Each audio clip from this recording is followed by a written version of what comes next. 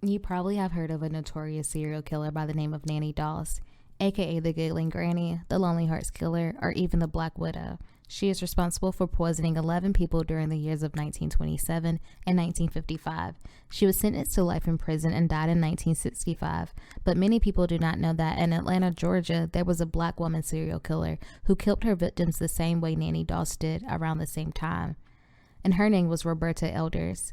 Sadly, there's not much known about Roberta Elders. It is believed that she was born around 1907 and 1909. There isn't even a death date listed for her or any information on if she died in prison or not. One thing known for sure is she was convicted of murdering 14 people, her husbands and kids included. Roberta Elders was dubbed Atlanta's Miss Bluebeard, which is a term referring to men that kill multiple family members.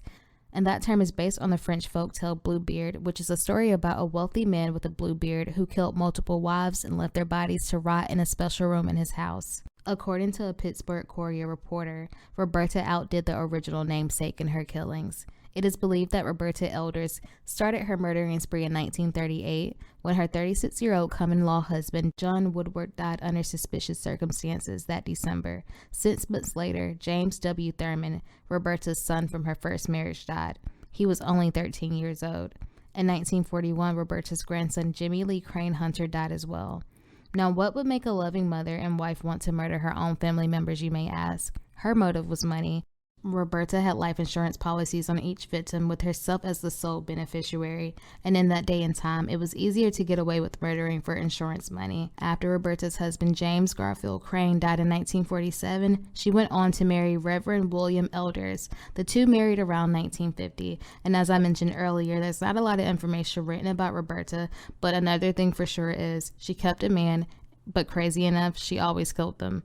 William and Roberta had a good marriage. William worked primarily as a construction worker and had a few kids from a previous marriage. Two of those kids was Fannie Mae Elder, who was 15, and Annie Pearl, who was 9. In 1952, William became very ill at work after eating his lunch, which consisted of bananas and cheese. When he returned home, him and his wife decided to call the family doctor, who remembered William being in such disbelief from being so sick after just eating bananas and cheese. William was given some medicine for his upset stomach and was instructed to call his doctor again if things worsened. Sadly, by the time the family doctor was called again, William was already dying. When William died, the family doctor noticed some unusual symptoms and refused to sign the death certificate. William's skin had shifted, was reddish in color, and had sores all over. The coroner was very suspicious after viewing William's body and recalled 2 deaths from the past 2 years in the Elders household.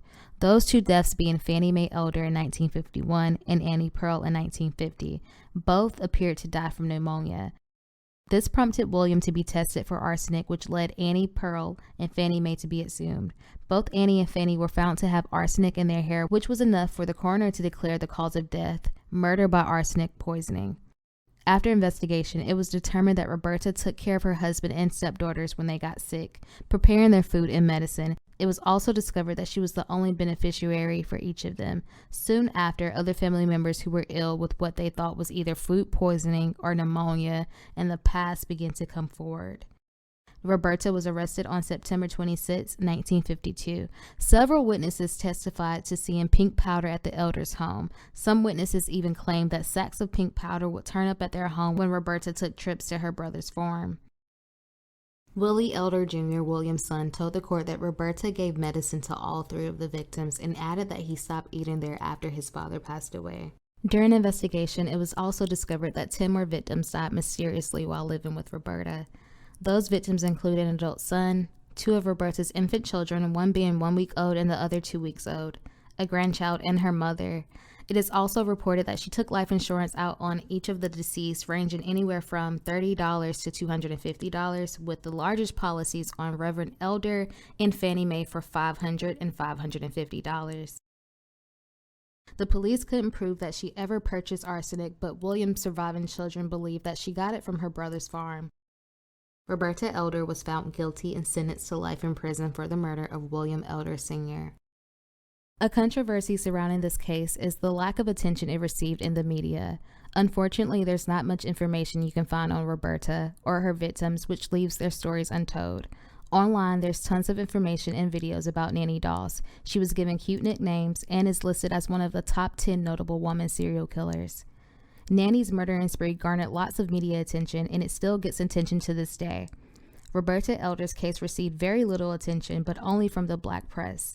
Of course, we're not dismissing that this all happened in the early 1900s, where life was anything but fair to Black Americans, but this ties down to the missing white woman syndrome and exemplifies how Black victims don't draw interest from the wider spectrum of society.